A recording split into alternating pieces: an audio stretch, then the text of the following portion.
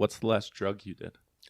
The last drug I did, let's see, it would have been, I microdosed. Yeah. Psilocybin? LSD. Oh, interesting. Very, very mild dosage. I don't do heavy dosage. Mm-hmm. And Is this a regular thing? no, I would say the last year though, during this pandemic, I see. I started doing it microdosing instead of just doing a full blotter, you know? And I got to admit, it does work with depression that I experience, you know? Okay. You know? So you function. Microdosing is something that it doesn't interrupt your day. No, It's not like I'm in a corner cowering, you know what I mean? Or staring at the wall for an hour and on end or anything like that. Mm-hmm. You know, it's mostly just a very mild, you know, like slightly altered consciousness Very good. You know, when I'm getting annoyed at something in my head, you know, I'm like, well, why is that? You know, Mm-hmm. oh, well, this was in the past. Well, then you need to let go. And that is hard. I mean, it's easy to say and it's very hard to do. You know, it's like I constantly have to remind myself to let go.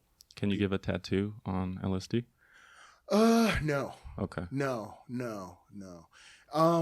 I couldn't, I've probably only tattooed somebody drunk Mm-hmm. once, but that was another tattooer and we were all tattooing one another. We were all And you're all kind of, drunk. yeah, Yeah. it wasn't like, you know, if I smoke weed, Uh-huh.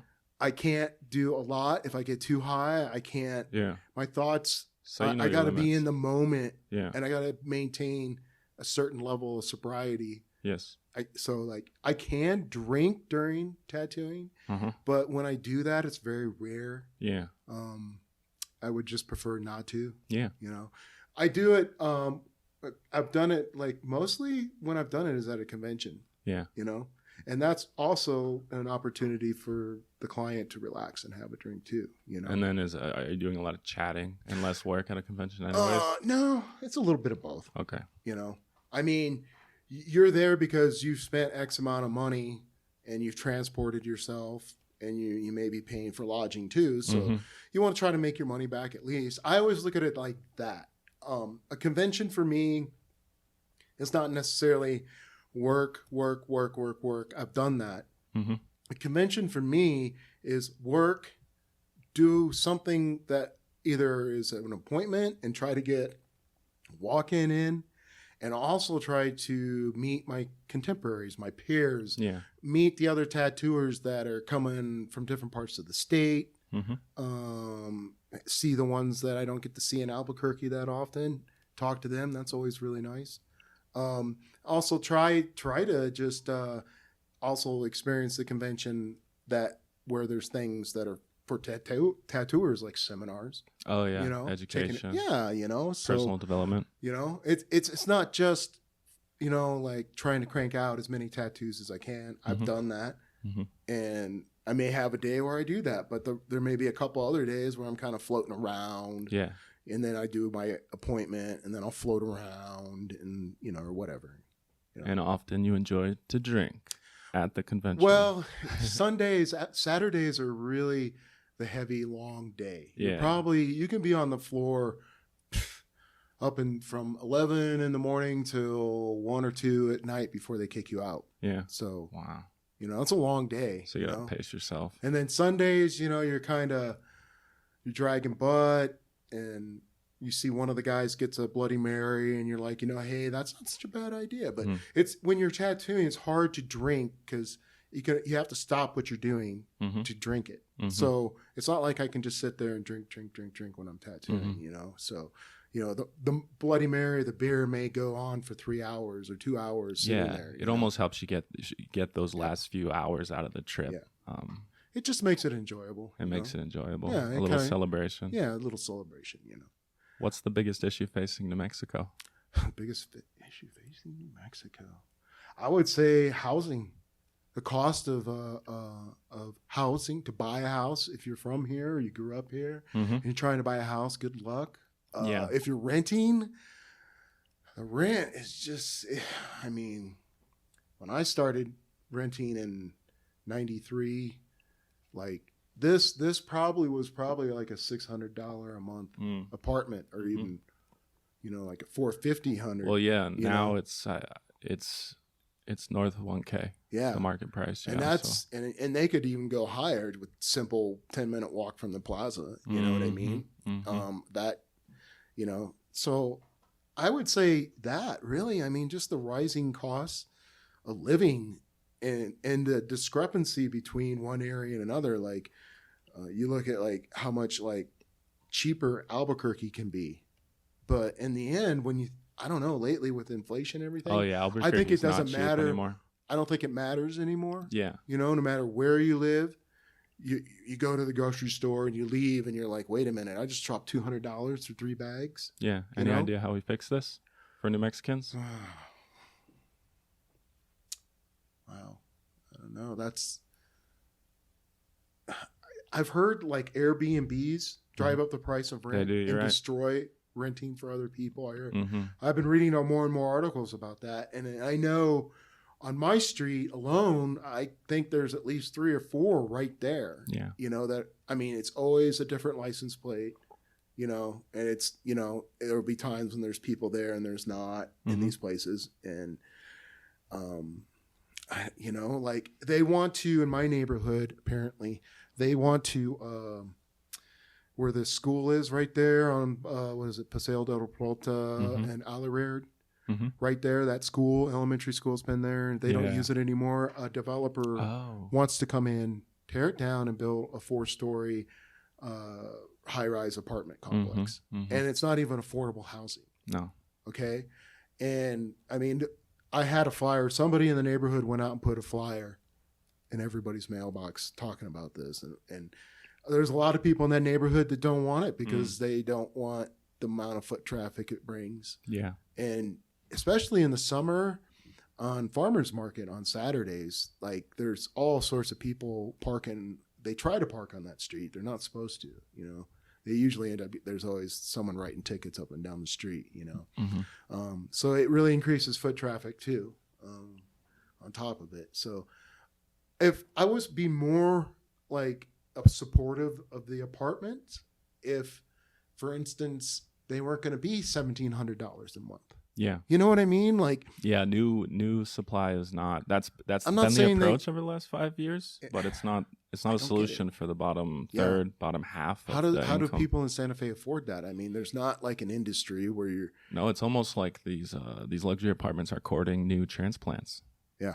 So everyone here that's struggling to find the appropriate apartment for their budget is still SOL. Yep. Yeah. Yep. I think we need to pick an Austin, a New Mexico, a town that all the artists will move to and own property before it escalates in value. So we'll just decide together. Yeah. Yeah.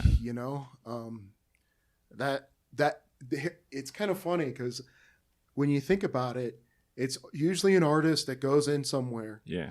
A group of artists sees the potential, starts changing it around, and then the next thing you know, and it's not like urban gentrification, like to the degree that a corporation will do, but then they'll see that, and then they come in, and everybody gets forced out again.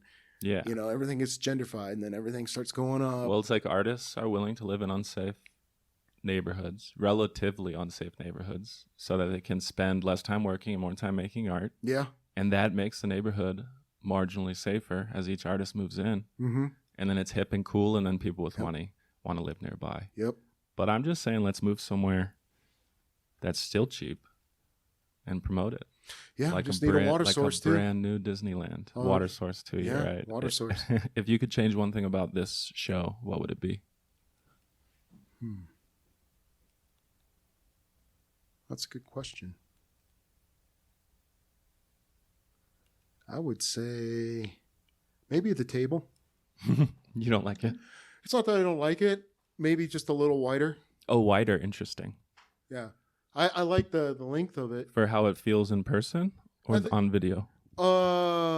In person, I would say. Cool. It would just create that little bit more space. A little more space. Okay. That's all. Interesting. But other than that, I mean, I'm like, who am I to judge? Yeah, very good. You're the first person I think to give like literal specific criticism. I very much appreciate that. Yeah.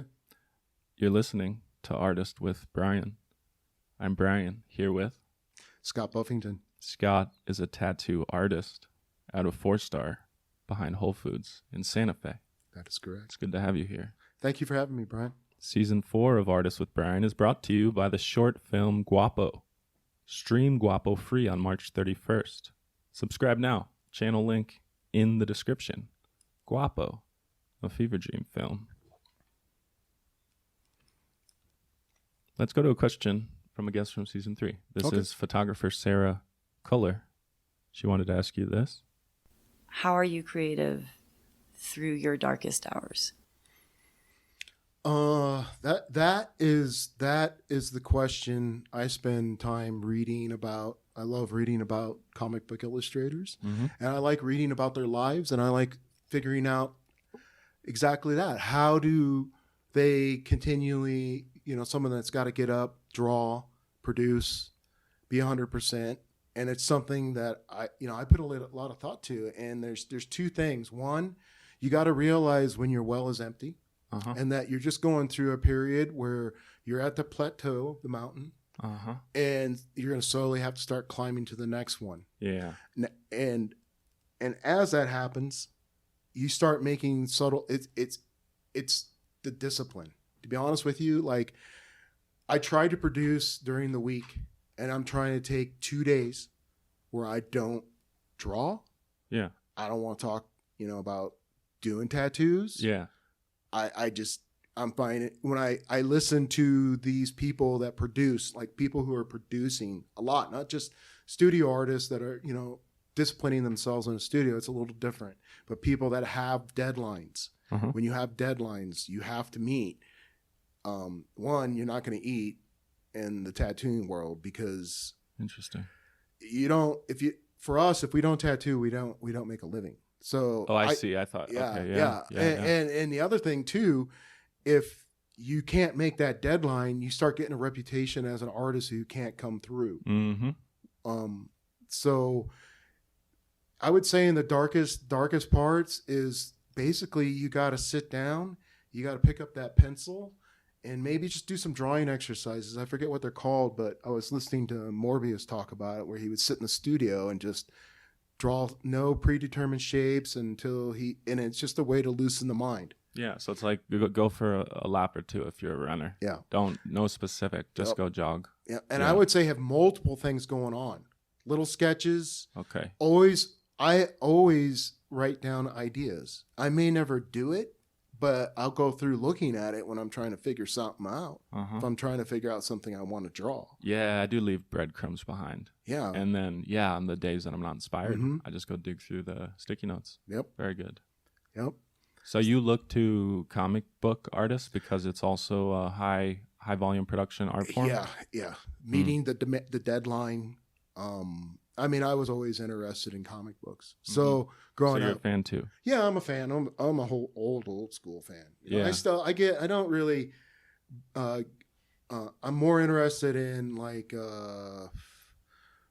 cartoonists that are doing maybe say a graphic novel where it's one voice or maybe two, a writer artist kind of thing, as opposed to like a Marvel DC comic book. I see. Where it's like artist, writer, inker, letterer, is this production? You know what I mean? And I'm not knocking that at all. And if people are into that, that's great. You know what I mean? I'm just, over the years, I kind of gravitated to something else where I prefer a cartoonist's like take on something. So, it could be horror, crime, just autobiography, Yeah. That's like, what I'm trying to do with film is appeal to a relatively small audience, but with a strong connection through the aesthetic of the collection of films. That they're somehow all related.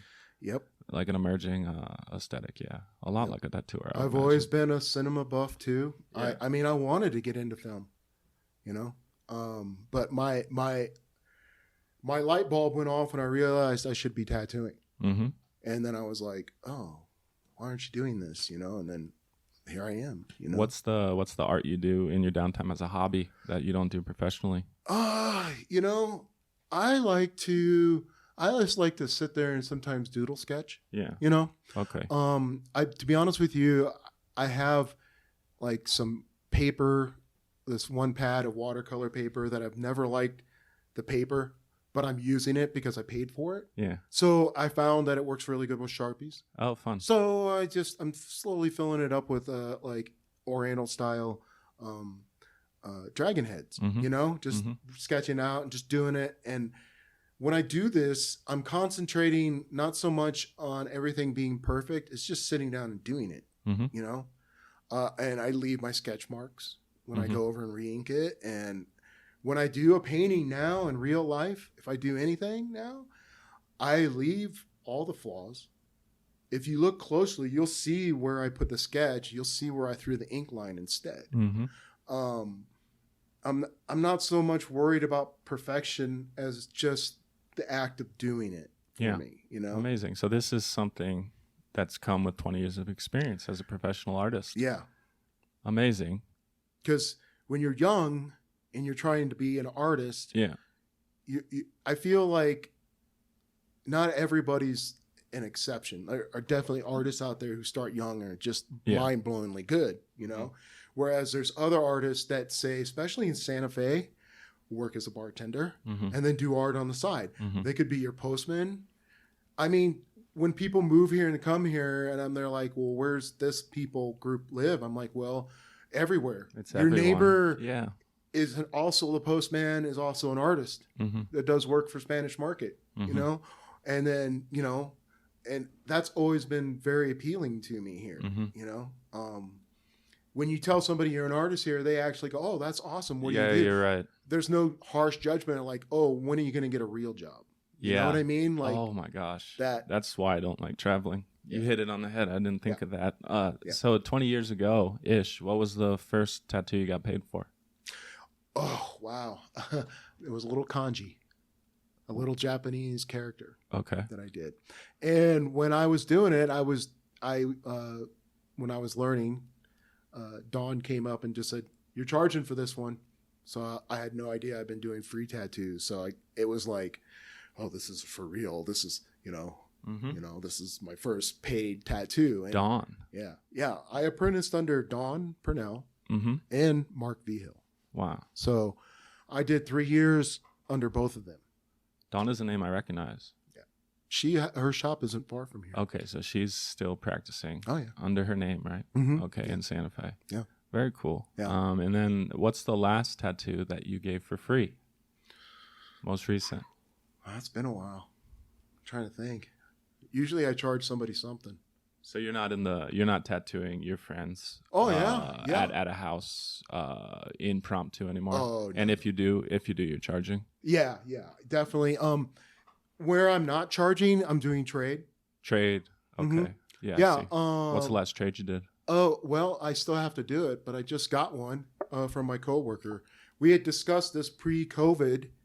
We were both wanting to do like some kind of like a comic book thing because I was like, I don't really have any comic book tattoos. Why the hell don't I have any comic book tattoos? You know what I mean? And I was like, okay, well, I'll do. He wanted to do the classic Spider-Man sound, the sound, And then I was like, okay, well, then I'll do a Nightcrawler Bamf, BMAF. When he teleported, they'd do a Bamf. Okay. So, just this week, Wednesday, Jay tattooed the Bamf on my leg. Nice. Yeah. And now what are you going to give in return? I will be tattooing the Spider-Man sound on it. Okay, tattoo for tattoo. Yeah. Very cool. Yeah. Can you not tattoo yourself? You can. You can. I just won't. You just won't. Have you? On accident all the time. I can show you my finger with all the little... On accident. Can we show... You have 4 stars on your knuckles. Yeah. And we had a guest on the show who also had 4 stars on his knuckles. Check out the 2 episodes of Miguel Chavez. What does that mean? Okay, so one, when I got the first star, was a stick and poke I did on myself when I was like 16. Oh, so you were living with a star? No, From I was living. 16. I thought I'll tattoo a cross on my finger. Okay. And I was like, okay, I can live with that image. That's not a bad image. Yeah. But in the Midwest, what I didn't realize was it was associated with gangs. It was associated with prison. It was associated with killing people or being in a cross gang. on the finger? Yeah. Whoa. Yeah. It was very much like was like a gang related thing. And I had no idea. I just thought, okay, this is a nice image. I'll put it on my finger. So I lived with that till I was about 30. That's when I had Mark put a star on it because I was done with the questions. You know, people would ask me if I was a Satanist, if I was in a gang or anything like your that. Your first star was a cover-up. Yeah, it was Very a cover-up. cool. And then it went from negativity to, that is a really pretty ring. People thought it was a ring. And then after I apprenticed under Mark and Dawn, Mark has 4 stars on his finger. So I decided to kind of remember where I came from by having the other 3 put on my finger. I'm pretty sure that's why Miguel did it too. He probably explained it. But that's why I did it. Yeah. Was to remind myself of where I came from in tattooing. Yeah. Here in Santa Fe, New Mexico, trained right here. And well, you and Miguel apprenticed at 4-star. Yeah, Miguel apprenticed. So you're connected in that way. Yes. Across almost 20 years, 15 odd. Yeah. Amazing. How do you take care of your hands? That's okay. That's a very good question because anybody who does repetitive motion, even a bartender, can get carpal tunnel syndrome just from doing this. I once tattooed a nurse, physical therapist nurse, and I was having a very pleasant conversation with her. She kept asking me questions about my hand positioning, if I had this problem, that problem, because I also had on at that time a band for tennis elbow. Yes. And believe it or not, it does work. It does. The band, yeah. Yeah. So she started telling me that she was a physical therapist for people with carpal tunnel. That's what she specialized in. And she said, first of all, if you don't want to deal with surgery, and I highly recommend not doing it if you can, is to realize that the nerve runs all the way down, goes over your elbow. So like people on computers develop the same problem. They're on there all day with the mouse. One, you have to keep your hand straight. And she said one of the biggest things you can do to rest the muscle is at night, don't sleep like this. That puts pressure, and you can feel it right here. And that's what causes the tennis elbow. So if you can keep your hand like this when you sleep, you'll wake up and your arm's way more rested than if you sleep with your hand bent back. Yeah, wow. So that's a real simple technique. That's why I think when people have severe problems, they have the braces on and they sleep with those on is to keep their hands from bending back. Okay. Yeah. So, and also the positioning, I can show you if depending on what kind of art you're doing, if you're doing painting, if you're doing drawing, try not to go like this. Yeah, you don't want your digital extensors. Bring it like this. Extended or flexed. Yeah. Keep it straight. Yeah. You want to try to keep it straight. So during the pandemic, I also realized that for me to continue tattooing, to be able to physically do it, I was going to have to try to invest in myself. So that's why I switched from coiled tattoo machines to wands, and also that are battery powered. So I'm not tethered to anything. Okay. I got my feet on the floor. I'm sitting up straight. I invested into a new tattoo table to help the customer be more comfortable and help me be more comfortable. Yeah. And so far, I actually tried out the table when I got this tattoo recently. Are you doing like posture, muscular cues, like my feet are flat on the floor, my shoulders are back, and I'm addressing the client? I'm not leaning over. Yeah. Interesting. When you lean over and you're slouched over for periods, I mean, even if it's only for an hour and a half, but you're still doing another tattoo and you're doing this all day. You might only last a week. Well, you're young. You can go forever, it feels like. Okay. But as I would say, for me physically, I noticed a big change when I hit 45. Yeah. Oh, 45, and I'm 52 now. Oh, my. So. That's neat. But at the same token, I feel like what little bit of, body maintenance I do for myself, trying to eat right and drink water and do some exercise, walking, I'm probably in pretty good shape for my Your age. hands feel good? Yeah, they feel better than they have for years. Are you doing any interventions like sleep braces right now or bands, massage? Nope. The one thing I wish I would probably do if it starts acting up is just go get some acupuncture. Okay.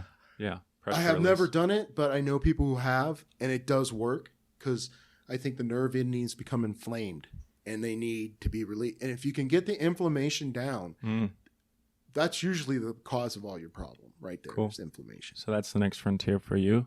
If you did want to extend your career, if your hands did hurt in the future. Yeah. I would probably start doing massage. I would probably start doing, acupuncture, definitely. Miguel mentioned his eyes were a worse problem for him than his hands. Yeah.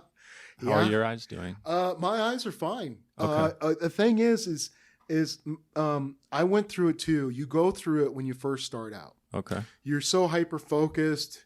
You're so concerned about doing like this perfect job on that line and stuff. Yeah. And then by, tattooing all day and you're looking around, you can't focus on anything. Okay. So there's two things you can do. One, you got to remember to stop, maybe look out the window and look at a fixed point. Fixed point. Wow. Way off in the horizon. Just let your eyes relax. That's the best thing. The other thing too, especially like as you're tattooing all day, you should probably get up, give yourself about a 5 or 10 minute break and just stop and go outside and pace around and stretch and look at the sky for a little bit. And it definitely becomes easier as you get older at it. But definitely he's in that. Yeah, I could see why he has that problem right now. Yeah, I mean, tattooing sounds like what they say, it's easy way to make a hard living or a hard way to make an easy living. Yep. Miguel brought that up. So I'm gonna switch the order of one of the questions.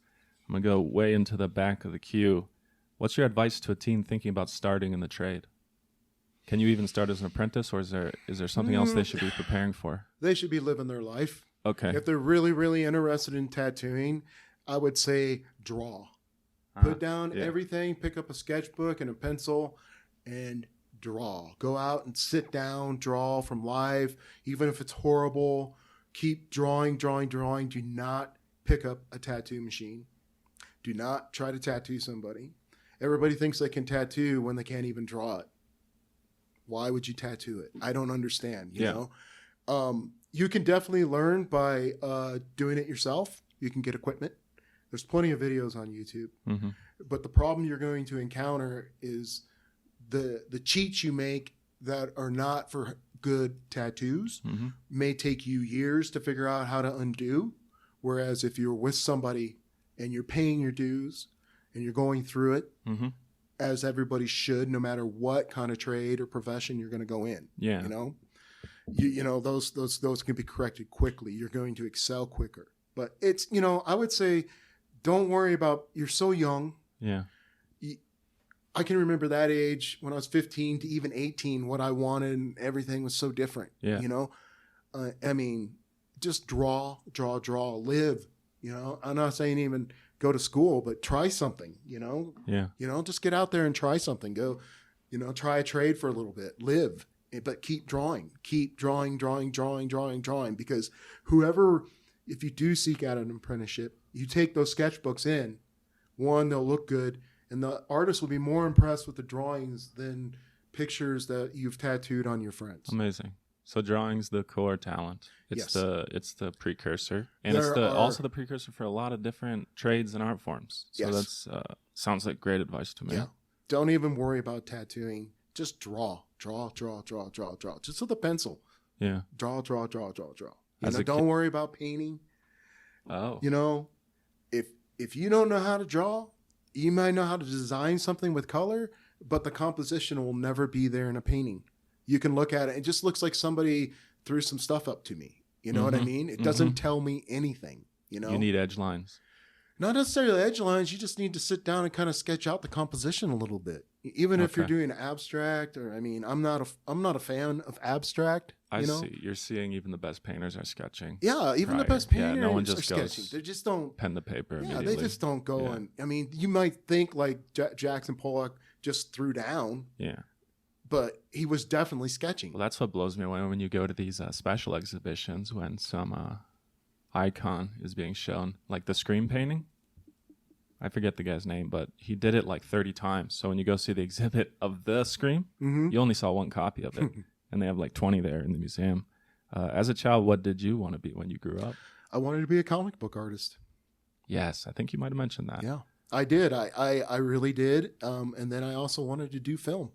Yeah. I was when Star Wars came out, and we had a Super 8 camera. I was trying to make Star Wars movies. Neat. I'd go and buy cheap model kits on these summer sale days at the hobby store, and I would sit there and glue them all together to make my own Star Destroyers, and sit there and try to blow them up, and I'd scratch lasers into the film to give it that look, and I tried to stop animation for a 6th grade science project and totally screwed it up because I kept moving the camera around. I didn't know you needed to leave it in a fixed position, you know? But, you know, hey, it was what it was, you know, when it came out. So, neat. So there's definitely an overlap. It's not lost on me. Hopefully like some young doodlers that are listening. Yeah. They sort of get the point. Yeah. Just go broad. Yep. Yeah. I've always been that person. If you leave me alone with some boxes and tape and markers, I'll probably have a spaceship going on, or you know what I mean? I always been that person. If I haven't been writing or drawing or trying to do something, I always have something in me that had to get out. Like it has to get out, you know? So, I mean, a lot of the work though I've been doing lately is on my iPad. It's all digital. So, you know. Are you doing your tattoos first on an iPad? Oh, I definitely been designing them. Yeah, really? Yeah. Oh, wow. And then you'll draw them on that paper. I will design them all out and then print out the outline for the stencil, make the stencil, and then go for it. You'll make the stencil mean you will do the stencil by hand?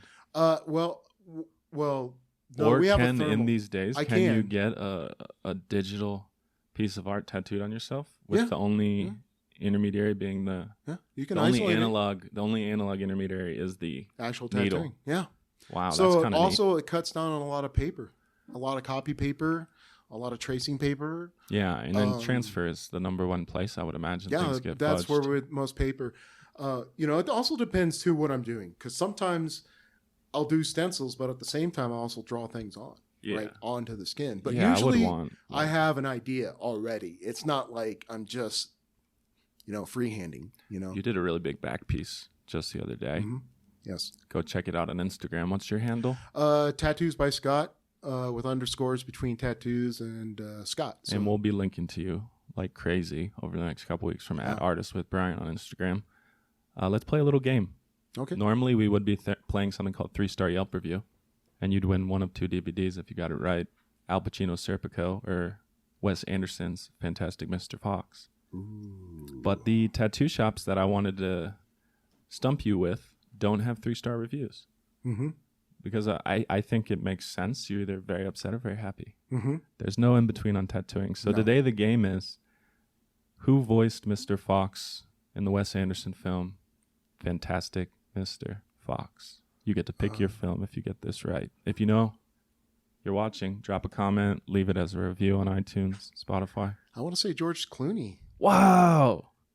Amazing. Was I right on that one? You are. So have you seen it? I actually did. You know, it was a movie that was on, I think, HBO Max. And I was like, you know, I haven't seen it. And I like Wes Anderson. So, didn't he do one about dogs?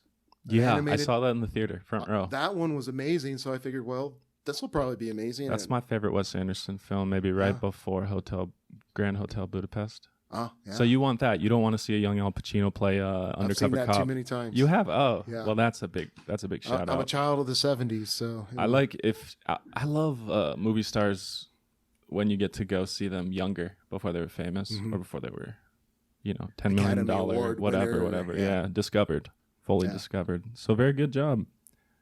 That was fun. Are you a husky at heart? Well,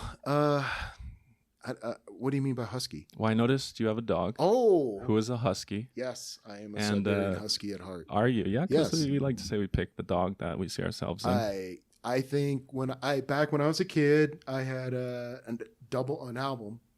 It was story album. It was 2 Jack London stories, Call of the Wild, and the other one, Ben or something. The other one he wrote about a dog, and I would listen to him, and then of course, on the cover of the album was a picture of the Siberian Husky or wolf, representing these dogs. So always wanted one. So the wolf lineage matters to you. Oh yeah, I think definitely. That was on the tip of your tongue. Yeah. I've had taken a liking to huskies at different points. Yeah. But I think I'm more of a warm weather dog. Oh yeah. Yeah. Yeah. Do you keep her hair short in Santa Fe? Well, one, you can kill a husky if you groom their hair. Oh, really? You can't shave them. You can kill them. Their hair kind of acts like polar bear hair in a way where they are hairy and everything, but it keeps them cool. It's thermostatic, as they say. Yes. Like wool. And it also acts as a deterrent to ultraviolet rays. So if you shave them down, you can actually give them cancer. Whoa. And the stress of it will also ruin their coat. And this I would imagine is a great environment for a husky. Yeah. It has a proper winter. It has snowy mountains. She definitely loves the snow, but at the same time, they're really adaptable. Yeah. So in the summer, I walk her, but not during the height of the middle of the day. It's in the morning or evening. Well, I don't walk myself in the middle of the day in the summer. It's too hot here. Yeah. And it's also sometimes too dusty. It was a revelation wearing these COVID masks. Yeah. It's the desert. Yeah. We should all have bandanas on. May when it's just wind and sunshine and dryness and dust. Yeah, dust, exactly. Yeah. And probably all this pollen from 10 different native plants that we all it's probably talk just about. The juniper more than anything, juniper, sage. Yeah. It's like take your pick. What time of the month? What time of the year? Chamisa. Yeah, definitely. Is there a distinct Santa Fe tattoo culture? There is. Because I would say in New Mexico, most of my experience with being tattooed is different than when I leave New Mexico. Oh, yeah. When, let's say, I'm visiting my mother in Northwest Arkansas, I'll get the double take kind of thing. People, if it's summertime, I have shorts on and, T-shirt, people see my tattoos. And okay. I'm very heavily tattooed at that point. Now, if I'm wearing pants and long sleeves, people don't even bat an eye at me. Yeah. So, yeah. I would say here, tattooing is kind of like a rite of passage. It's almost like a badge of honor for everyone. And definitely there's people who don't like it. There's always going to be people who don't like it. But overall, I would say you're definitely not as shunned. Yeah. Because you have tattoos. Well, I see New Mexico this way for smokers as well. Tobacco smokers. Yeah. And for better or worse, I'm very comfortable here when I go visit family in California. Oh, it's like you're a leper. People cross the street. Yeah. Wild. Well, I smoked.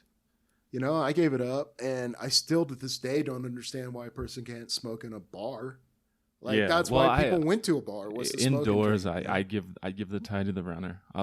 Your lungs are well, up to you. I'm not. You can always put in a better ventilation system. Yeah, the casinos do it. That's one of the pluses of casinos. Like right now during this on-off COVID period, there's some places you can go smoke indoors and recreate, which is a funny little overlap of all the circles. This assault on people who smoke over the years hasn't deterred people. People still smoke. No, I'm addicted, and I, it steals from the end of your life.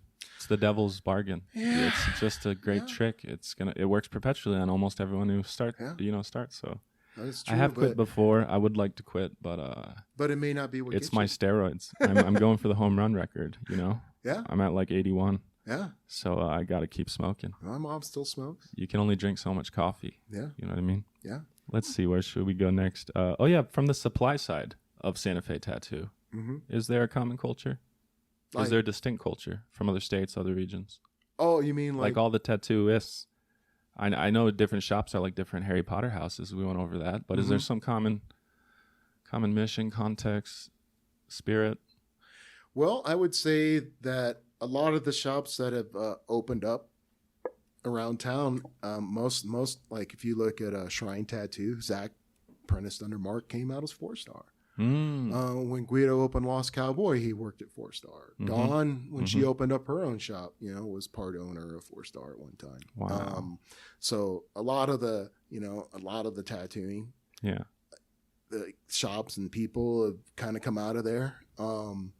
Santa Fe's always been different. I've experienced in my tattooing career. One, it was never there was usually, when I started, there was only like 2 or 3 shops, Now there's 15, even more people I don't even know that are tattooing, That's not including people just. Well, you can tattoo just with an Instagram account. Yeah. And an apartment. You don't even, if you have a studio, you don't need a license. It's only a commercial business that you need to be licensed. Wow. The business has to have a tattoo license, and everybody in there has to have a tattoo license. So, so there's no minimum regulation for at-home tattoo. No. Even if there's money, it would just basically come down to if you're working out of an apartment, whether the apartment, the landlord wants you there doing that, Yeah. Wow. But yeah, you could definitely rent something that's kind of semi live in or commercial and turn it into a studio. And then, your storefront, like if I definitely got to a point where I didn't want to work in a shop anymore, I would not be opening up a shop. I'd be opening up a studio.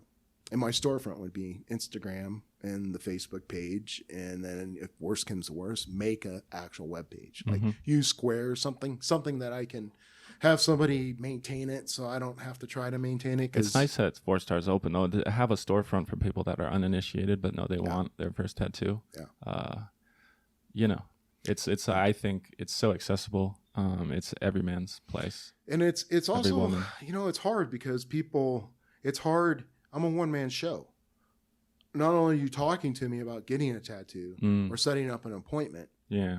I'm also designing the tattoo. I'm also tattooing the tattoo. So it's not like, definitely there's probably tattooers out there that have people helping them, There could be, you could be talking to their wife or boyfriend or, whatever, Yeah. They're the ones setting up the appointments. They're the one, and yeah, you're getting, there's much more transparency just because it's in real life. Yeah. It's high fidelity, but facial for me, expressions, body language. So like sometimes if I don't respond right away, it's not because I don't want to do it. It's because I'm trying to draw something up. Okay.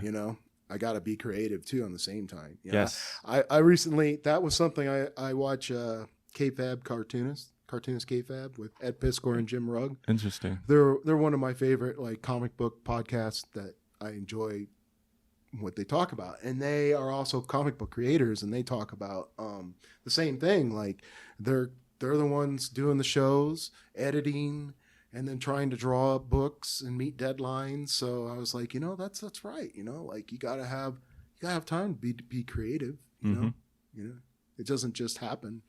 I mean, exactly. Anything you do. I'm waiting on the director of my short film Guapo that I wrote and am producing, and I am an artist, so I know that he needs his space, even though he has a deadline and I have a deadline, and I want to pressure him. There's not much I can do. No, because it's organic. Backfire. Well, that's the worst thing you can if I do. were to pressure, that's probably one of the worst things you can do is bug a tattooer, before the appointment, or just probably any creative person, and be like, "So, what do you got? Can I see it?" Well, you put a server off on their heels right when you meet them, and it'll be awkward the entire time. Yeah. So just careful how you approach the situation. You gotta. Sometimes the things need to sit in the well. They're not. Sometimes I may not get it drawn up until the night before. I may be even finishing it up that morning before the appointment. Yes. That's how I prepare for this podcast. Usually the day of, sometimes the night before. Just how it goes that day. If you could magically get rid of all your tattoos, but you had to decide by midnight, do you think you would? No. So not even just to like start over. No, I don't have any regrets. No regrets, no nothing. At one point I wanted to cover up like my early 90s stuff I got when I was first getting my first professional tattoos. And then one night I was sitting there and I was like, hey, I wouldn't have got it. That was where I was at and who I was at that point. So I don't really have any regrets, they are what they are, and my choices were what I made at that time, and they're a timestamp. I can go back and look at those, and I can remember that shop in the east side of Joliet, Illinois, and and picking that little first professional piece off the wall to see what it was about, because I had no idea, you know, and very cool. Yeah, no, I don't really think I would change anything. 2nd Street or Santa Fe Brewing? Okay. Okay, you're talking to somebody that has lived here a long time, that has experienced when Santa Fe Brewing was just out of warehouse out there. Okay, and I see. So to them, they have the and story. they only had a few beers. It wasn't like Yeah. the selection now. It wasn't like it is now. Now, if we're talking show, like like going to see music, I'm going to say Santa Fe or Santa Fe Brewing Company, because their outdoor venue out there, I love it. It's called the Bridge. Yeah. I don't know. It's like a nice summer night in Santa Fe, man. Yeah, It's I actually like, haven't been there, so I You agree. should Though check it it out. sounds idyllic. they have they have some food trucks right there, and they're selling their beer all over the place, so it's not like a big deal if you want to get a drink, and and it's just a really good feeling. Now 2nd Street, I used to live probably about 2 blocks away off Pacheco over there when it was the original one over there on San Mateo in 2nd Street, and I would walk over there. Now they had a 1-page menu, and they just had probably 3 or 4. They had like Rod Special Bitter, they had the IPA, they had Maybe Kolsch. nope, they didn't even have a Kolsch. They had a pale ale, and I think I guess the extra special bitters, raw bitter. They only had like 3 or 4. And I can definitely remember leaving there and walking off in the wrong direction for about a half an hour and wondering like, oh shit, where the hell am I? And being lost in Santa Fe. So I would definitely say if it's for music, Santa Fe Brewing Company, and then if I would just wanted to go get a quick beer or even just a burger, I'll go to 2nd Street. Yeah. 2nd Street's food's remarkably good. Yeah. For them being beer first. Yeah. I really like their burger and fries. It's exactly what I want, and it's always consistent, Amen. Yeah. I work there. I eat about half my meals there. Yeah. So I can't agree more. Yeah. Let's go to the clay pot, if you will. It's Okay. a collection of fan questions. Okay. If you want to leave a fan question, comment, review, let me know it is a fan question. I'll shout out your Instagram handle too. This one comes from @FelixViolins on Instagram. What is something you're exceptionally good at? Oh, wow. I would say I'm good at coaching people through a tattoo if they're having a hard time with it. Coaching the client. Yeah, if getting them to maybe calm down. I'm sure there's a 1% out there that no matter what I do, they're never going to enjoy the experience. Do you then find yourself doing a lot of first-time tattoos, even though you're so experienced? Yeah, I do. Okay. Yeah, if I have time and to walk in, I'll do. Yeah, it's amazing too, the amount of age difference. It's not just all 18, 19. Sometimes it's somebody around my age getting their first one. Yes. Or even older. Interesting. And I do.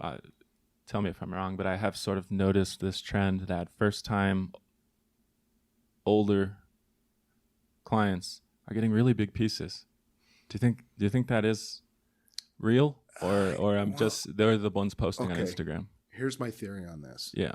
Pre 9/11, after 9/11, I saw. Well, that's when I was working in the shop before 9/11. Yeah. And then I started apprenticing after 9/11, and I noticed a lot more people that you would know that are business owners in this town, that are scientists or work up at the labs, or police officers, firemen, that I think all kind of realized that life was so short, and and just like me, when I hit 30, I was like, I'm done talking about all the tattoos I want to do. Yeah. I'm going to pick one. I'm going to get it done. Yeah. And I'm going to go to the next one I want to do. Yeah. I'm going to get it done. And I think that when it comes down to it, especially now with the pandemic going on, and how just fragile life can be for everyone. Yeah. Is another reason why people of all ages are getting bigger work, or even small work. You know, it's kind of a you know, some people don't want big work, but you know, but there's the age category. I can't tell you it's just young people, because it's not. Yeah. And it's not just hip people. It's not. It's well, if you're good at coaching someone through, or this is what you're exceptionally good at. So I imagine if there's someone, it took time. If there's someone who, if there's first piece is big and maybe like on a sensitive place like their ribs, you'd be a great option. Yeah, definitely, because I try to tell people to come in prepared, and they'll cock their head like, "What do you mean?" I'm like, one, you shouldn't plan your day around a tattoo. You should do the tattoo.